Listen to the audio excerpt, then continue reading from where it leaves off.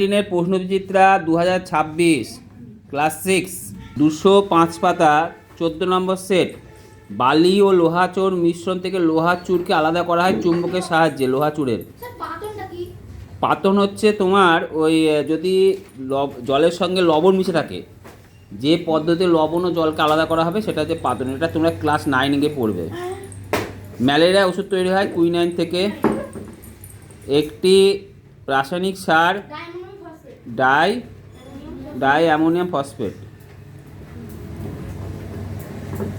তৈরিতে সুপরিবাহী অধাতু গ্রাফাইট। একটি রাসায়নিক পদার্থের উদাহরণ দাও। দেহের ভাঙা হাড়ের ছবি এক্স রে প্লেটে তোলা হলো। নিয়ন একটি নিষ্ক্রিয় গ্যাস, সত্য। ইউরিয়া একটি রাসায়নিক কীটনাশক, মিথ্যা। ফসফিনের পিএইচ 3 হবে, ভুল। ল্যাক্টোব্যাসিলাস এক ধরনের ব্যাকটেরিয়া, সত্য। ভিটামিন এ চোখকে ভালো লাগে, সত্য। তিনেরটা মিথেনে হাইড্রোজেন পরমাণু সংখ্যা কটা? 4টে। লিপিয়ার পর্যাবৃত্ত।